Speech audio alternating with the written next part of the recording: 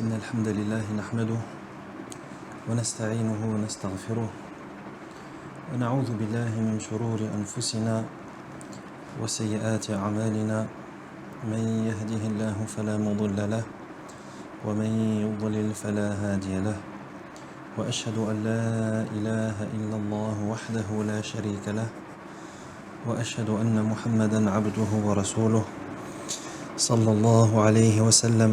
أما بعد فإن أصدق الحديث كتاب الله وخير الهدي هدي محمد صلى الله عليه وسلم وشر الأمور محدثاتها وكل محدثة بدعة وكل بدعة ضلالة وكل ضلالة في النار. ثم أما بعد فيقول الإمام ابن القيم رحمه الله تعالى: فصل: ومن عقوباتها أنها تباعد عن العبد وليه وأنفع الخلق له وأنصحهم له ومن سعادته في قربه منه وهو الملك الموكل به. L'imam Ibn al-Qayyim rahimahullah dit que parmi les conséquences néfastes et les châtiments qu'impliquent les péchés et les actes de désobéissance, il y a le fait que les péchés éloignent de l'homme son allié, la créature qui lui est le plus profitable et la plus sincère, celui dont la proximité comporte le succès. Et cette créature, c'est l'ange qui est chargé de ce serviteur. Donc l'imam Ibn al-Qayyim rahimahullah, après nous avoir parlé, après nous avoir détaillé en long et en large que les péchés, ça aide son ennemi, ça veut dire que le serviteur, lorsqu'il pêche et lorsqu'il désobéit à son créateur, en réalité il est en train d'aider son ennemi à l'anéantir. Après nous avoir expliqué cela en long et en large et qu'est-ce que ça implique, à présent il nous dit que les péchés, ça fait également éloigner du serviteur son allié, la personne qui l'aide, son allié. Il dit la créature qui lui est le plus profitable et le plus sincère. Il dit celui dont la proximité comporte le succès. Et cette créature, c'est l'ange qui est chargé de cette personne. Il dit rahimahullah: وَتُدْنِي مِنْهُ عَدُوَّهُ وَأَغَشَّ الْخَلْقِ لَهُ وَأَعْظَمَهُمْ ضَرَرًا لَهُ وَهُوَ الشَّيْطَانُ. Il dit, et au contraire, ces péchés et ces actes de désobéissance, ça va faire rapprocher de cette personne, de ce serviteur, son ennemi. Donc les péchés, ça fait écarter son allié et ça fait rapprocher son ennemi. Son ennemi, il dit, la créature qui cherche le plus à le tromper et qui est le plus nuisible pour l'homme, à savoir le shaitan. Il dit فإن العبد إذا عصى الله تباعد منه الملك بقدر تلك المعصية حتى إنه يتباعد عنه بالكذبة الواحدة مسافة بعيدة حتى إنه يتباعد عنه بالكذبة الواحدة مسافة بعيدة. Il dit effectivement, lorsque l'homme désobéit à Allah, l'ange qui est chargé de cet homme, il s'éloigne de lui.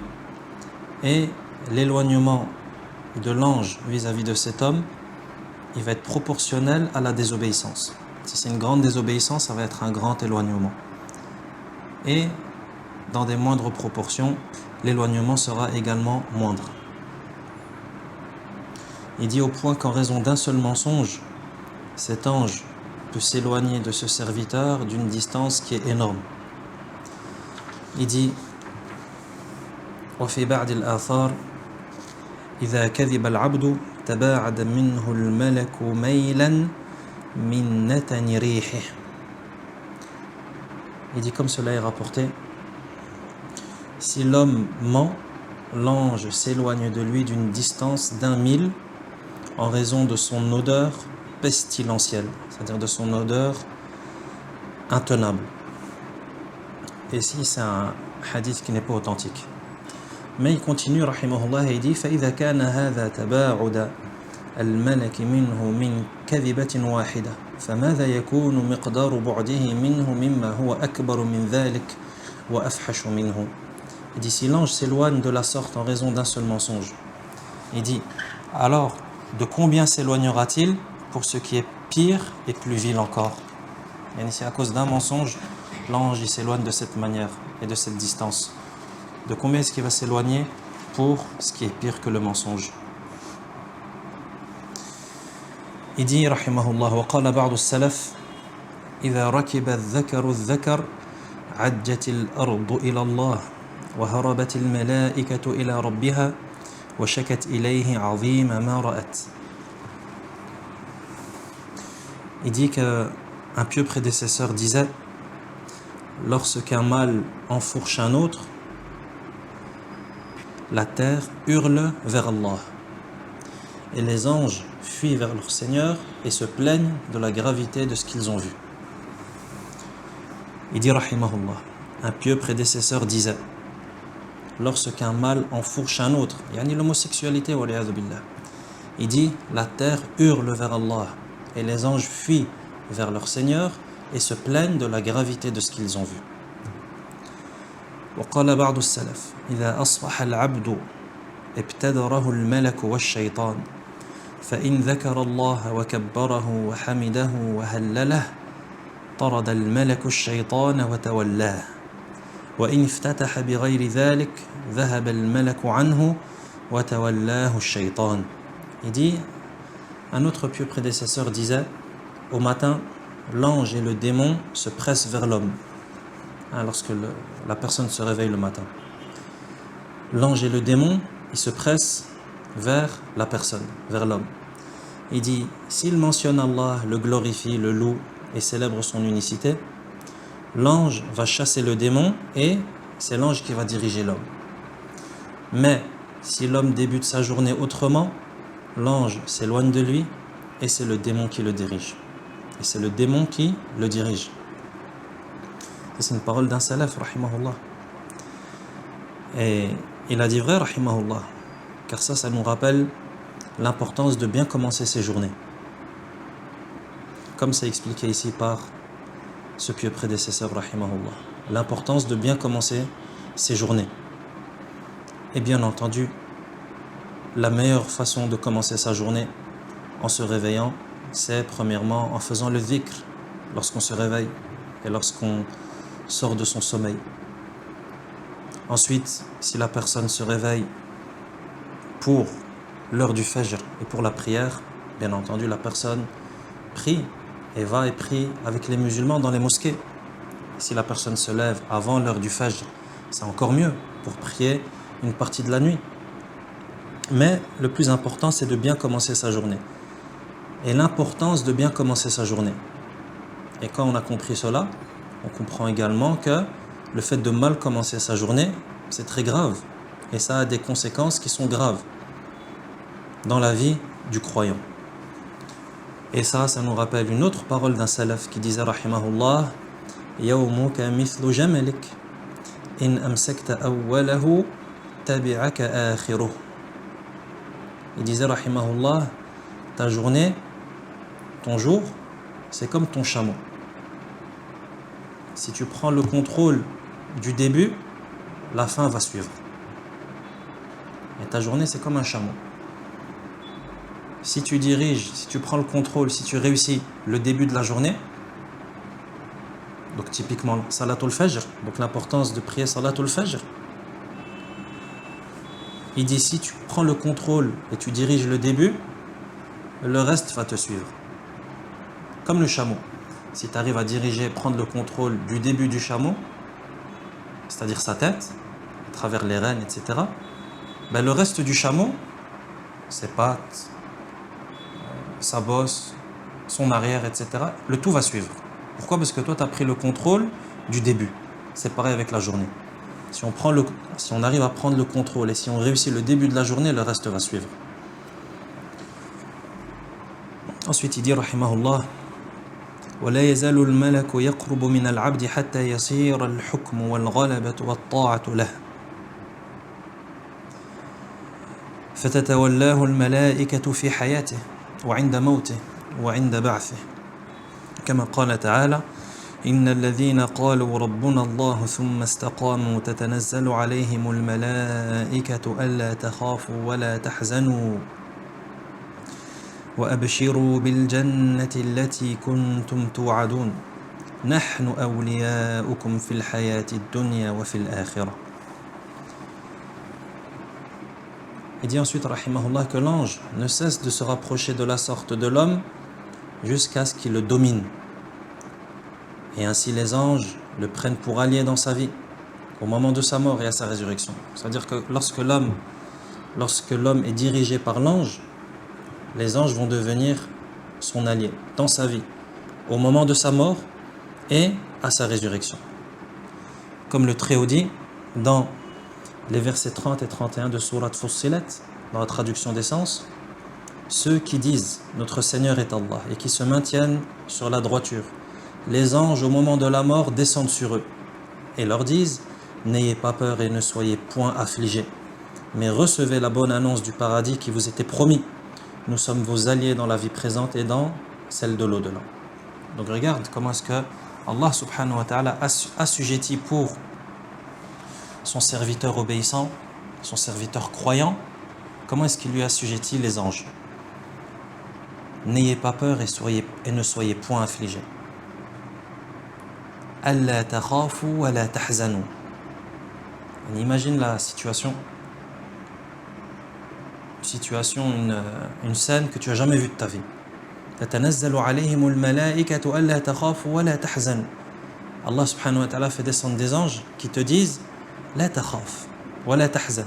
Yani n'aie pas peur et ne sois point affligé. Yani ne sois pas triste.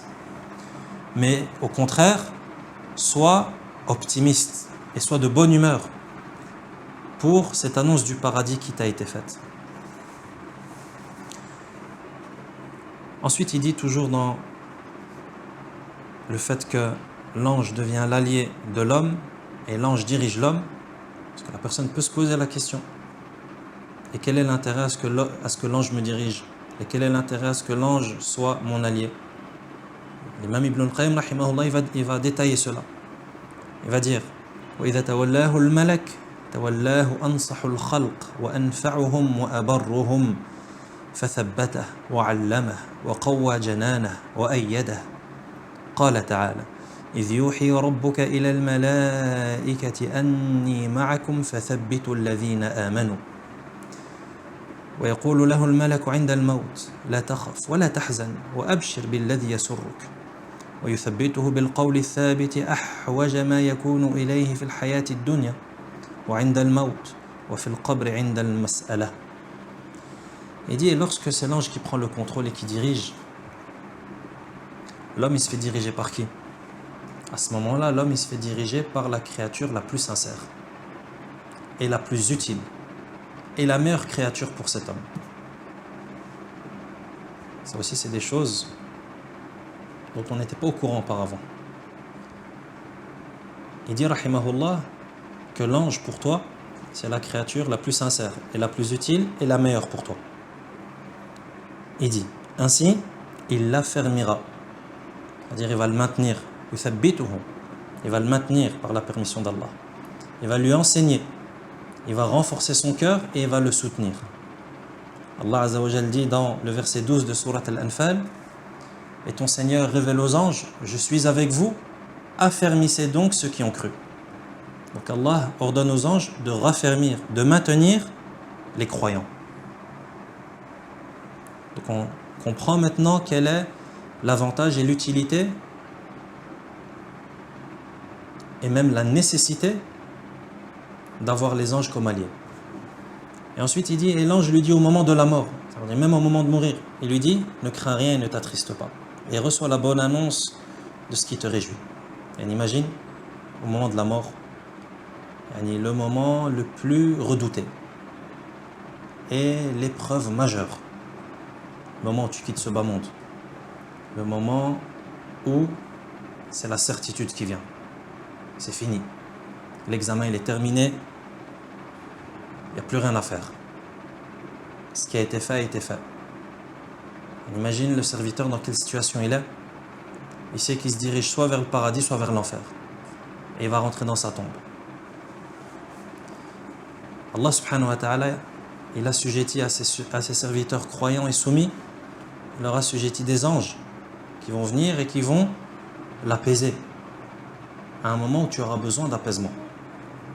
Ne crains rien, ne sois pas triste, mais reçois plutôt cette bonne annonce de ce qui va te réjouir. Alhamdulillahi Rabbil Alamin, qu'Allah subhanahu wa ta'ala nous compte parmi eux. Il dit, il l'affirme donc d'une parole ferme au moment où il en a le plus besoin dans ce bas monde, au moment de sa mort et dans la tombe lorsqu'il sera interrogé. Ça aussi, l'imam Ibn al-Qayyim rahimahullah, il nous avait expliqué cela en détail, que au moment de la mort, lorsque tu dois dire la bonne parole, c'est le moment où tu es le plus faible et c'est le moment où le shaitan est le plus actif et le plus assidu. Et là où il fournit le plus d'efforts pour t'égarer. À ce moment-là, tu as besoin de renforts. Et parmi ces renforts, il y a l'ange qu'Allah subhanahu wa ta'ala envoie afin de te maintenir, de te raffermir. Et pareil, au moment de l'interrogatoire dans la tombe. Man rabbuk, ma dinuk, man nabiyuk. Il dit, rien n'est donc plus utile à l'homme que la compagnie de l'ange qui est son allié dans son éveil et son sommeil. Il dit rahimahullah, فَلَيْسَ أَحَدٌ أَنْفَعَ لِلْعَبْدِ مِنْ صُحْبَةِ الْمَلَكِ لَهُ وهو وليه في يقظته ومنامه وحياته وعند موته وفي قبره ومؤنسه في وحشته وصاحبه في خلوته ومحدثه في سره يحارب عند عدوه ويدافعه عنه ويعينه عليه ويعيده بالخير ويبشره به ويحثه على التصديق بالحق كما جاء في الأثر الذي يروى مرفوعا وموقوفا إن للملك بقلب ابن آدم لمة وللشيطان لمة فلمة الملك إيعاد بالخير وتصديق بالوعد ولمة الشيطان إيعاد بالشر وتكذيب بالحق.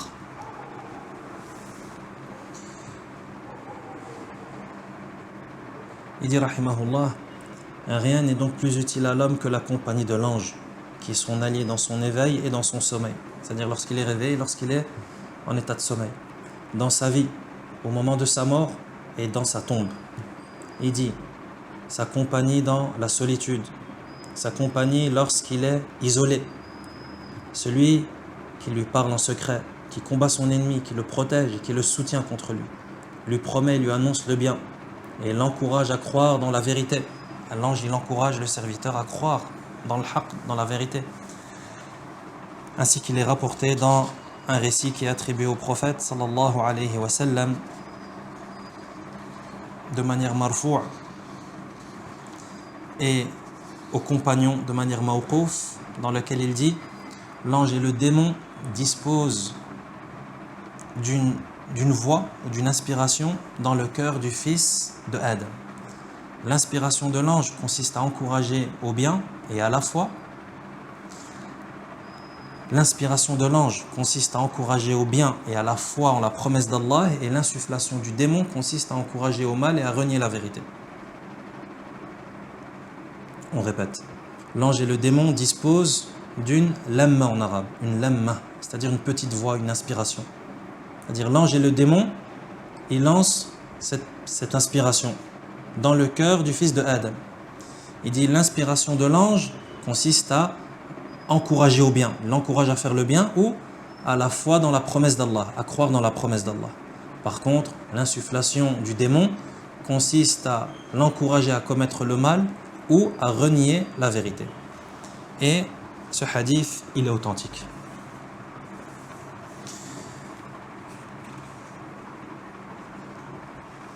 Donc on voit que tant l'ange que le démon vont inciter le serviteur. L'ange il va t'inciter à faire le bien et le démon va t'inciter à faire le mal. Donc toi, si tu désobéis à Allah et tu commets des péchés, l'ange il va s'écarter de toi. Donc tu n'auras plus cette inspiration à faire le bien. Et au contraire, le démon, il va prendre en force. Donc tu seras encore plus encouragé à commettre le mal. Et c'est ce qu'il nous dit l'imam, rahimahullah. Il dit وَإِذَا اشْتَدَّ قُرْبُ الْمَلَكِ مِنَ الْعَبْدِ تَكَلَّمَ عَلَى لِسَانِهِ وَأَلْقَى عَلى لِسَانِهِ الْقَوْلَ السَّدِيدِ وَإِذَا بَعُدَ مِنْهُ وقرب منه الشيطان تكلم على لسانه وألقى عليه قول الزور والفحش حتى ترى الرجل يتكلم على لسانه الملك والرجل يتكلم على لسانه الشيطان.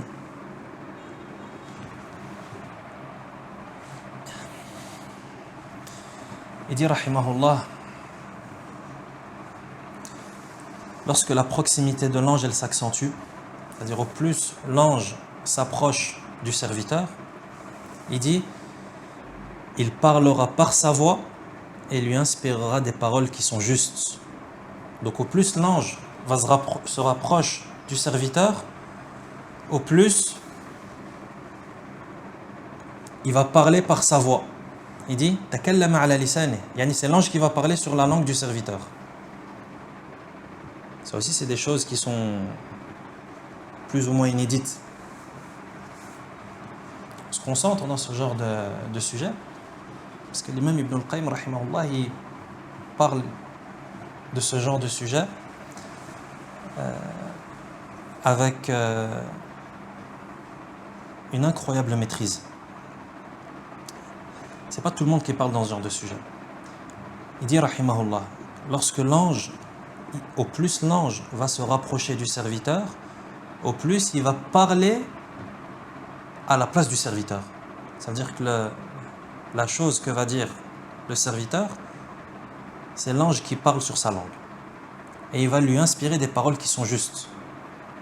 Mais s'il s'éloigne et que c'est le démon qui se rapproche de lui, il dit c'est alors lui, c'est-à-dire le démon, qui parlera de sa voix et lui inspirera des paroles mensongères et obscènes. Et comme ça fonctionne dans le bien, ça fonctionne également dans le mal. Et ce, jusqu'à ce qu'on voit l'ange ou le démon parler par la voix de cet homme.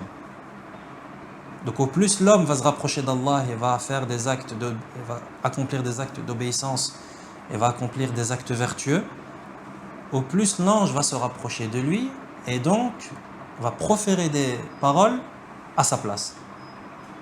Et vice versa.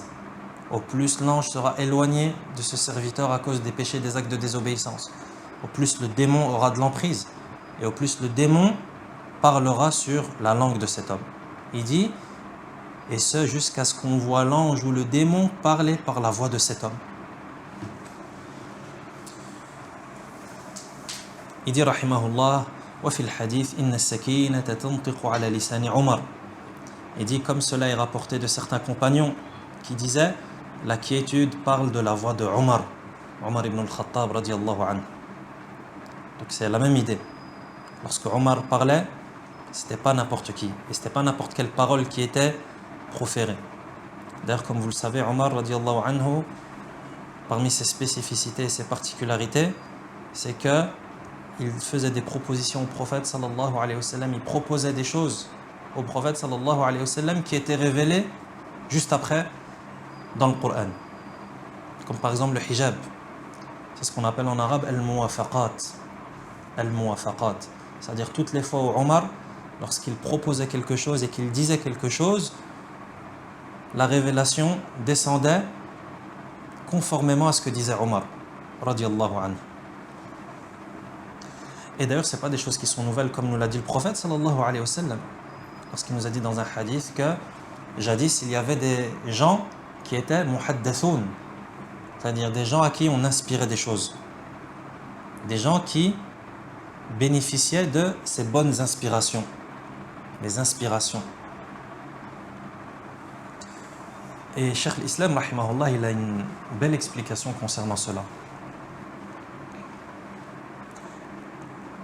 En réponse à la question de savoir pourquoi est-ce qu'avant, il y avait plus de gens inspirés, muhaddath, des gens qui bénéficiaient de ce genre de bonne inspiration. de la part d'Allah subhanahu wa ta'ala. Ça c'est Cheikh l'Islam rahimahullah qui nous explique cela en commentaire de ce hadith.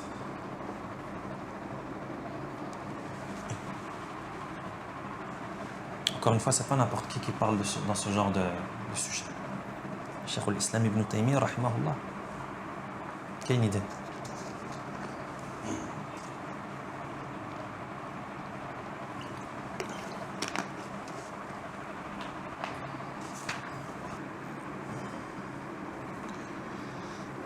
Cheikh l'Islam rahimahullah il dit que la raison pour laquelle il y en avait plus avant, c'est parce qu'avant, lorsque des prophètes étaient envoyés et que des religions étaient instaurées, des législations venaient, ces législations, elles étaient susceptibles de disparaître.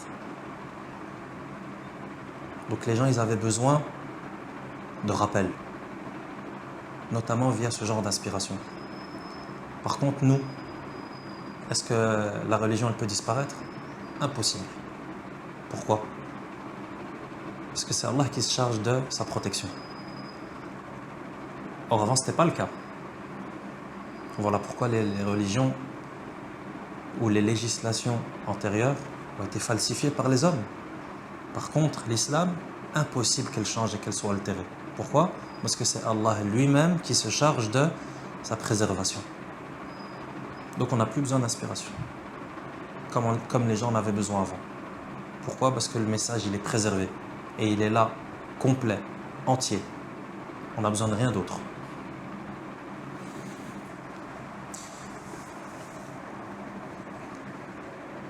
Donc, inna as-sakinata tantiqu ala lisani Umar. La quiétude parle de la voix de Umar, radiyallahu anhu. Ensuite, il continue et dit وكان أحدهم يسمع الكلمة الصالحة من الرجل فيقول ما ألقاها على لسانك إلا الملك ويسمع ضدها فيقول ما ألقاها على لسانك إلا الشيطان فالملك يلقي في القلب الحق ويلقيه على اللسان والشيطان يلقي الباطل في القلب ويجريه على اللسان. dit rahimahullah, c'est la raison pour laquelle un homme pouvait entendre une parole pieuse d'un homme qui est pieux et dire ça ne peut être que l'ange qui a parlé, ça ne peut être que l'ange qui te l'a inspiré, qui l'a jeté sur ta langue. De même qu'il pouvait entendre le contraire et dire ça ne peut être qu'un démon qui t'a inspiré cette parole et qui l'a jeté sur ta langue. Ainsi l'ange inspire la vérité dans le cœur et sur la langue, et le démon inspire le faux dans le cœur et sur la langue. Ça aussi, c'est des choses qui sont remarquables et qu'on peut remarquer dans le quotidien. De temps en temps, une personne pieuse, par exemple, qui dit une parole à un moment, et tu te dis, cette parole, elle est extraordinaire, ce qu'il vient de dire. C'est ça dont il nous parle, l'imam Ibn al-Qayyim, rahimahullah. C'est comme si c'est un ange qui avait parlé. Et l'inverse aussi. De l'autre côté, tu vois des gens égarés, débauchés, qui à certains moments disent des paroles extrêmement graves et des paroles décisives dans le faux, à tel point que tu te dis, ça ne peut être qu'un démon qui vient de parler. Donc ça rentre aussi dans les sanctions des péchés, des actes de désobéissance. Il dit rahimahullah فمن عقوبة المعاصي أنها تبعد من العبد وليه الذي سعادته في قربه ومجاورته وموالاته وتدني منه عدوه الذي هلاكه وشقاوته وفساده في قربه وموالاته حتى إن الملك لينافح عن العبد ويرد عنه إذا سفه عليه السفيه وسبه كما اختصم بين يدي النبي صلى الله عليه وسلم رجلان فجعل أحدهما يسب الآخر وهو ساكت فتكلم بكلمة يرد بها على صاحبه فقام النبي صلى الله عليه وسلم فقال يا رسول الله لما رددت عليه بعد قوله قمت فقال كان الملك ينافح عنك فلما رددت عليه جاء الشيطان فلم أكن لأجلس مع الشيطان والحديث حسن. Donc les péchés éloignent de l'homme son allié. Donc les péchés éloignent de l'homme son allié. الذي سعادته في قربه ومجاورته وموالاته. Son allié de qui va dépendre le bonheur de l'homme. Et son allié de qui, s'il est proche et si il se tient à proximité et si il est son allié, il dit rahimahullah, les péchés éloignent donc de l'homme son allié dans la proximité, la compagnie et l'alliance duquel réside son succès. Ça veut dire que le succès de l'homme va résider dans la proximité, dans la compagnie et dans l'alliance qu'aura le serviteur avec cet ange. Il dit de même qu'il rapproche de son ennemi dans la proximité et l'alliance duquel réside son malheur et sa perte.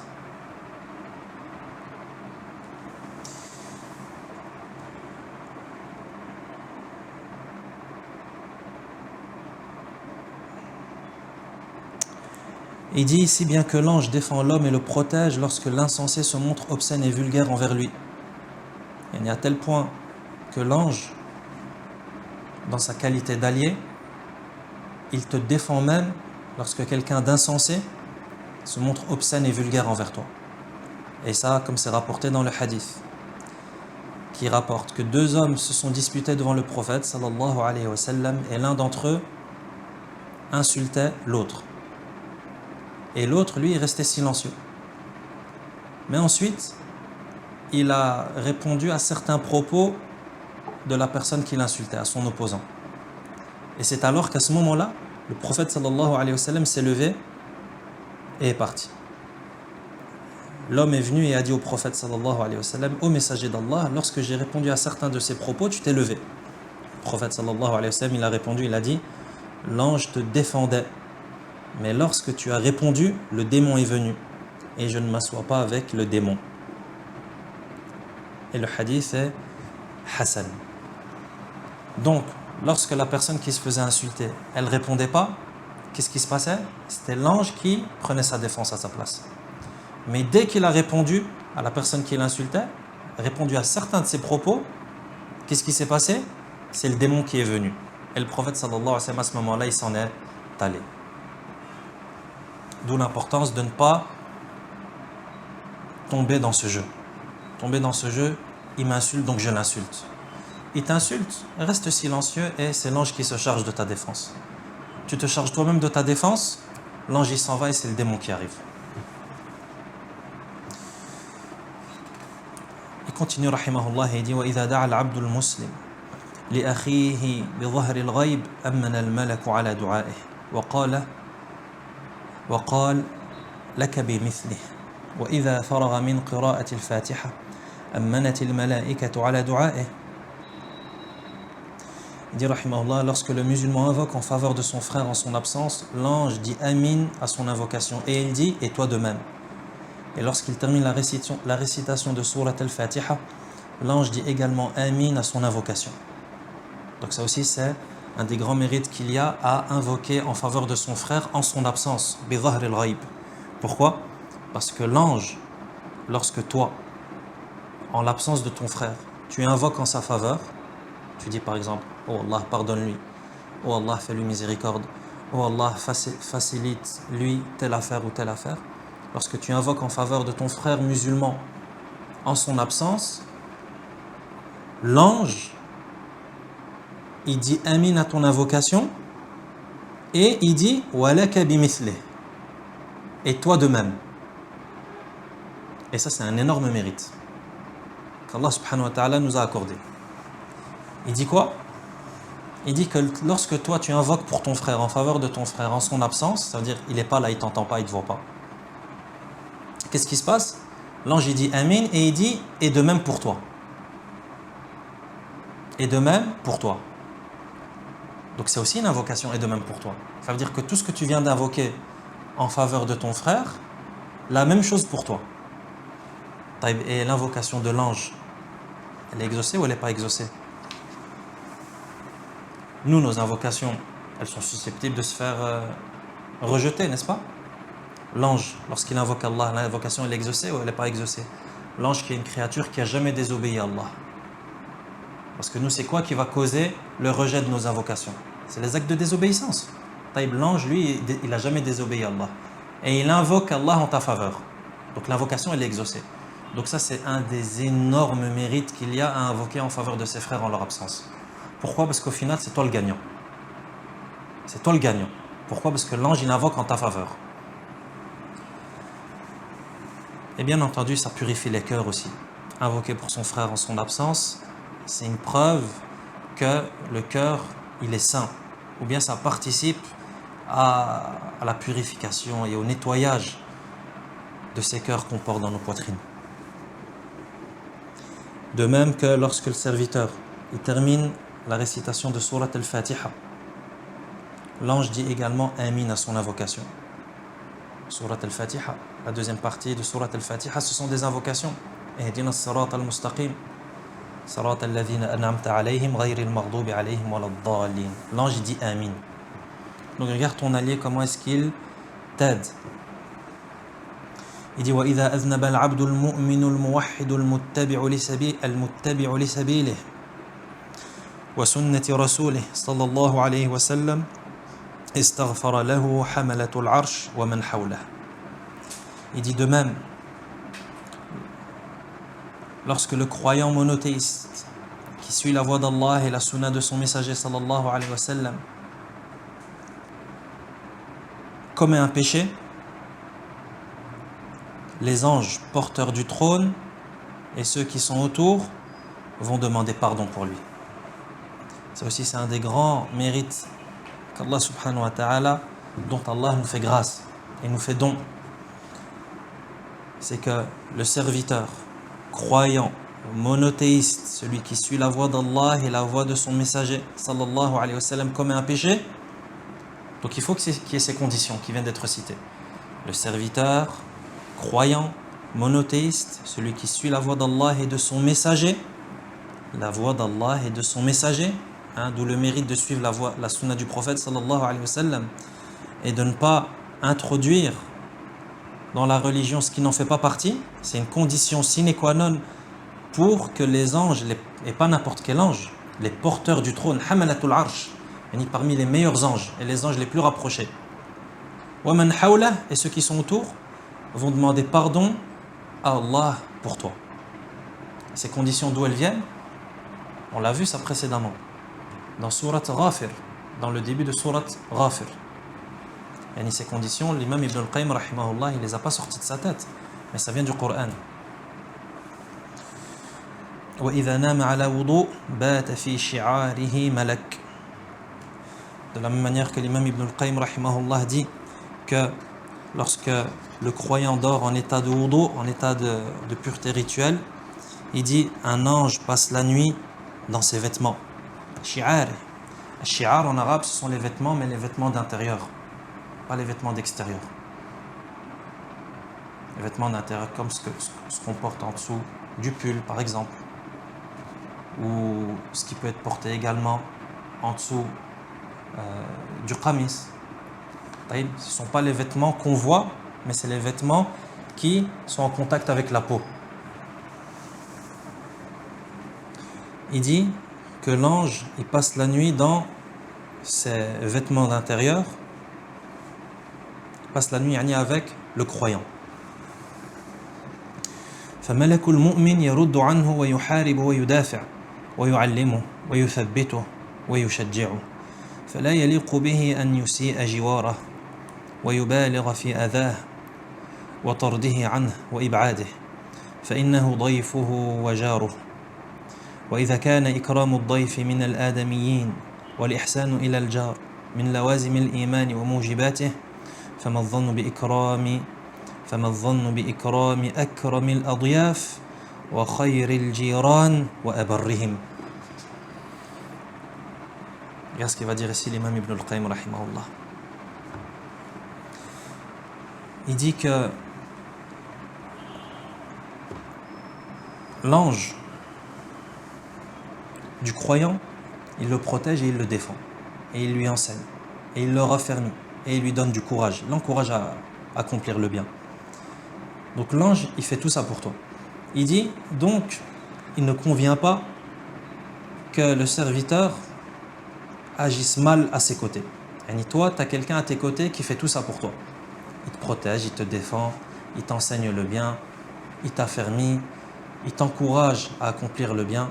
Il dit donc qu'il ne convient pas au serviteur d'agir mal à ses côtés.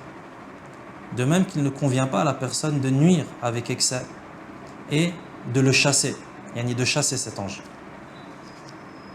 Car il est son hôte et son voisin. Car il est son hôte et son voisin. Il dit فَإِنَّهُ ضَيْفُهُ وَجَارُهُ. C'est ton invité. L'ange qui fait tout ça pour toi, c'est aussi ton invité et c'est ton voisin. Les deux. Regarde ce qu'il va dire. Il dit ici le fait d'honorer l'hôte, c'est-à-dire l'invité, parmi les hommes, c'est-à-dire parmi les êtres humains, et la bonté envers le voisin compte parmi les choses impliquées par la foi, alors que dire du fait d'honorer le plus noble des invités et le meilleur des voisins?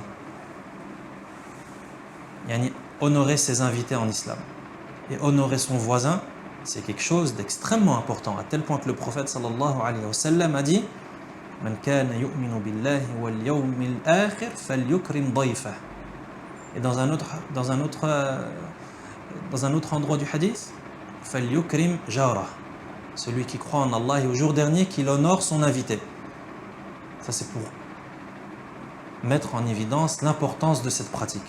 Honorer son invité, honorer son voisin. Il dit celui qui croit en Allah et au jour dernier, qu'il honore son invité et qu'il honore son voisin. Ça, c'est entre nous les êtres humains. Il dit rahimahullah, Ibn al-Qayyim, ça c'est entre nous les êtres humains.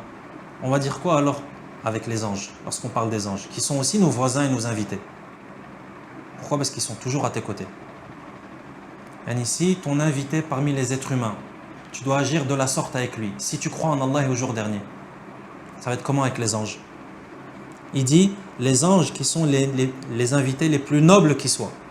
Pourquoi? Parce que toi, tu peux très bien recevoir un invité à la maison, mais cet invité, c'est la personne la plus débauchée qui existe. Ou bien ton voisin, c'est une des personnes les plus pervers qui existent. Mais malgré cela, tu dois l'honorer. Il dit, ces anges, ce sont les invités les plus nobles et ce sont les meilleurs des voisins. Il dit, si l'homme nuit à l'ange, nuit du verbe nuire, causer des nuisances, cause des nuisances à l'ange en commettant différentes formes de péché, d'injustice et de turpitude. Qu'est-ce qui va se passer? Il dit rahimahullah wa idha adha al-'abdu al-malak bi anwa' al-ma'asi wal-dhulm wal-fawahish da'a 'alayhi rabbahu wa qala la jazaka Allahu khayran kama yad'u lahu idha akramahu bit-ta'ati wal-ihsan. Il dit donc lorsque l'homme va causer des nuisances à cet ange. Naam, cet ange c'est ton voisin et c'est ton invité. Ça veut dire que ton voisin et ton invité, tu peux être source de nuisance par rapport à lui. Ton ange, l'ange qui est chargé de toi, comment est-ce que tu vas lui nuire? Il dit en commettant différentes formes de péché, d'injustice et de turpitude. C'est-à-dire de péché, de désobéissance à Allah. Ça va nuire à l'ange. L'ange, qu'est-ce qu'il va faire? Il va invoquer Allah en ta défaveur. Et il va dire qu'Allah ne te récompense pas par un bien. La jazakallahu khayran. De la même manière qu'il invoque en sa faveur si au contraire, il l'honore par l'obéissance et la bienfaisance. Donc si tu agis bien, l'ange il va invoquer en ta faveur. Et si tu agis mal, l'ange il va invoquer en ta défaveur. Pourquoi? Parce que tu es source de nuisance pour lui. L'ange, lorsqu'il voit ces péchés que tu commets, ces actes de désobéissance auxquels tu t'adonnes, ça lui fait du mal. C'est une source de nuisance pour lui, comme on va le voir. Il dit, قال بعض الصحابة إن معكم من لا يفارقكم فاستحيوا منهم وأكرموهم. Comme il nous dit l'imam rahimahullah, certains compagnons disaient إن معكم من لا يفارقكم. Il y a avec vous des créatures, sous-entendu des créatures, qui ne se séparent pas de vous. Vous accompagnez ceux qui ne vous quittent jamais. Il existe avec vous des créatures qui ne vous quittent jamais. Il dit, alors soyez gênés devant eux et honorez-les. فَاسْتَحْيُوا مِنْهُمْ وَأَكْرِمُوهُمْ. Yani soyez gênés devant eux. وَأَكْرِمُوهُمْ. Et honorez-les. Regarde ce que dit ce compagnon. Yani soyez gênés devant ces invités et ces voisins que vous avez. Pourquoi? Parce que ce sont les invités, les voisins les plus nobles qui soient. Et honorez-les. Il dit ولا ألأم ممن لا يستحي من الكريم العظيم القدر ولا يجله ولا يوقره وقد نبه سبحانه على هذا المعنى بقوله وإن عليكم لحافظين كراما كاتبين أي استحيوا هؤلاء الحافظين الكرام وأكرموهم وأجلوهم أن يروا منكم ما تستحيوا أن يراكم عليه من هو مثلكم. Il dit rahimahullah, personne n'est plus blâmable que celui qui n'éprouve pas de pudeur envers celui qui est généreux, al-karim, al-azim, celui qui est éminent, al-azim al-qadr, yani celui qui a un rang et qui a un grand mérite. Il dit wala yujillu, celui qui ne le respecte pas. Bien entendu, ici il parle des anges. Yani toi tu as des anges en invité et en voisin. Il dit, la personne la plus blâmable, c'est celle qui ne va pas respecter des invités et des voisins de la sorte. Il dit que, en réalité, cette façon de voir les choses, c'est quelque chose auquel Allah il fait allusion dans le Coran. Et encore une fois, ça vient nous prouver et ça vient nous démontrer la grandeur du Coran. Et la profondeur du Coran, et la richesse du Coran, et la perfection du Coran. Et regarde ce dont il est en train de nous parler ici, l'imam Ibn al-Qayyim rahimahullah. Est-ce que l'un d'entre nous a déjà pensé à de telles choses? Tu vois que c'est profond, mais tu vois que c'est vrai. D'où ça vient? Ça vient du Coran. Regarde ce que dit Allah Azza wa Jal dans une sourate que énormément de musulmans mémorisent. Pourquoi? Parce qu'elle se trouve dans la dernière partie du Coran. Juz Amma. Ou bien Juz al-Naba, Amma yatasa'alun. Dans sourate Al-Infitar. Wa inna alaykum lahafidhin kiraman katibin. Allah il dit dans le Coran en parlant de ces anges, alors que des anges gardiens veillent sur vous. Wa inna alaykum lahafidhin kiraman katibin. Des nobles anges qui inscrivent vos faits et gestes et qui savent ce que vous faites. Sourate Al-Infitar, les versets 10 à 12. Donc regarde comment est-ce qu'Allah subhanahu wa ta'ala fait allusion à ça dans le Coran. Il nous rappelle qu'il y a des anges qui veillent sur nous, des anges gardiens, des nobles anges qui inscrivent vos faits et gestes. Donc des anges qui sont nobles. Donc toi tu as des invités et des voisins qui sont nobles. Est-ce que tu ne vas pas les honorer? Est-ce que tu vas faire ce que tu vas faire devant eux? Et ni toi quand tu te retrouves avec quelqu'un, on ne va même pas dire quelqu'un d'important. Ça on laisse... c'est un autre débat, ça. Quelqu'un que tu connais même pas. Tu l'as jamais croisé dans ta vie et tu ne le recroiseras plus jamais dans ta vie. Imagine. Est-ce que tu fais des choses désobligeantes devant lui ou bien des choses qui vont porter atteinte à ton honneur? Abadan. Pourquoi? Parce que tu dis, j'ai pas envie qu'il ait une mauvaise image de moi. C'est ça dont il nous parle ici l'imam Ibn al-Qayyim rahimahullah, et c'est ça dont Allah Azza wa Jal, ou c'est à ça qu'Allah subhanahu wa ta'ala fait également allusion dans ces versets. C'est que il t'a assigné des anges qui sont nobles, donc ne fais pas n'importe quoi devant eux. Pourquoi? Parce que c'est pas n'importe qui, c'est des anges qui sont nobles.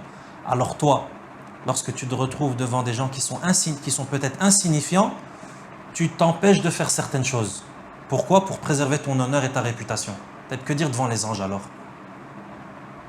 Et encore pire que ça. Que dire devant le shaitan? Devant les démons? Qui te voient aussi. Comme Allah dit dans le Coran. Innahu yarakum huwa qabiluhu min haythu la tarawna.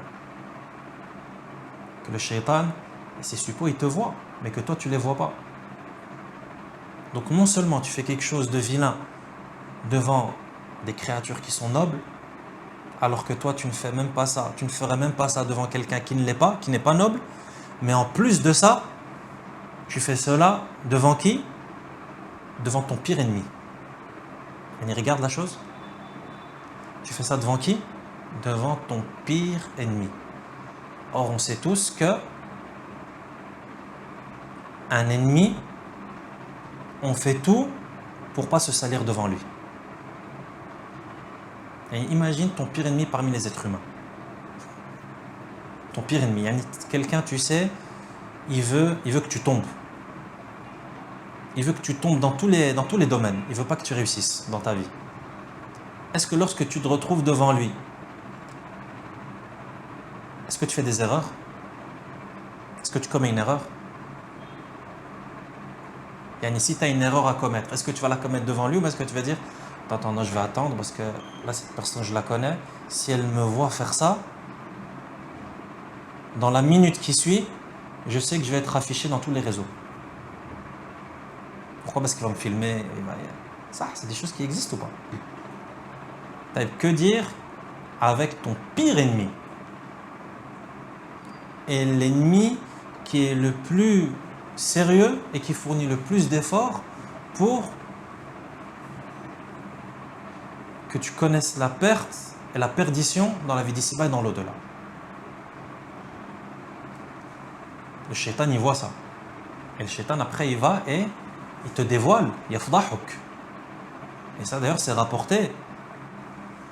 Et c'est des choses qui sont dites et qui sont rapportées. C'est que le shaitan, il peut même aller chez des personnes et leur insuffler cette chose. Ça veut dire que telle personne a fait telle et telle chose. Comme on en parlait certains hommes de science. Pensez à ce genre de choses avant de commettre le mal. وَإِنَّ عَلَيْكُمْ لَحَافِظِينَ كِرَامًا كَاتِبِينَ أي استحيوا هؤلاء الحافظين الكرام وأكرموهم وأجلوهم أن يروا منكم ما تستحيوا أن يراكم عليه من هو مثلكم. Ibn al-Qayyim rahimahullah, après avoir mentionné ces versets, il dit, c'est-à-dire éprouvez de la gêne devant ces nobles gardiens, honorez-les, respectez-les, afin qu'ils ne voient pas ce dont vous serez gênés de faire devant vos semblables. On revient à la même idée. Toi, tu te permets de faire devant ces anges qui sont des créatures extrêmement nobles ce que tu ne ferais pas face à quelqu'un qui est semblable à toi, voire quelqu'un qui est pire que toi. Donc c'est pas logique. والملائكة تتأذى مما يتأذى منه بنو آدم فإذا كان ابن آدم يتأذى ممن يفجر ويعصي بين يديه وإن كان قد يعمل مثل عمله فما الظن بأذى الملائكة الكرام الكاتبين والله المستعان. Il dit effectivement les anges ils subissent des torts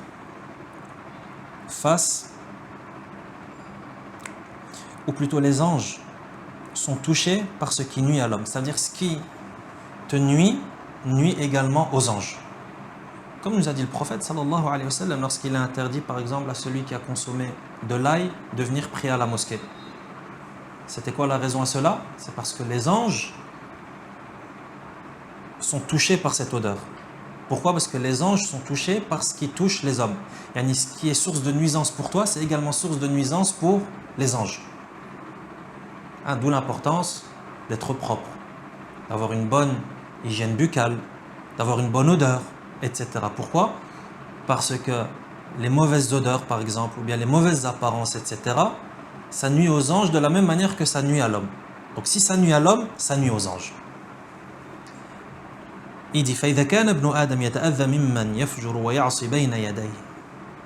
Il dit donc, sachant cela, c'est-à-dire que les anges, les sources de nuisance pour les hommes, ce sont également des sources de nuisance pour les anges. Il dit, sachant cela, si le fils de Adam, l'homme, est touché, c'est-à-dire ça le dérange, de voir quelqu'un qui commet des turpitudes devant lui et qui désobéit devant lui.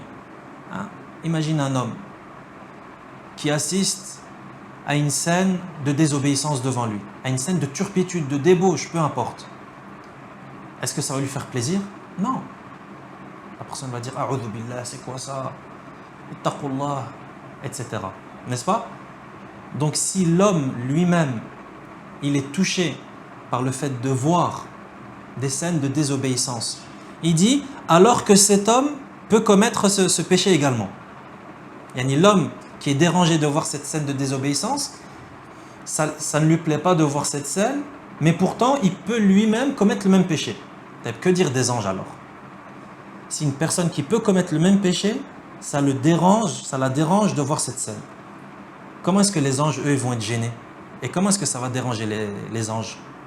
Alors que eux, à coup sûr, ils ne commettent pas ce péché, étant donné que les anges ne désobéissent pas à Allah subhanahu wa ta'ala.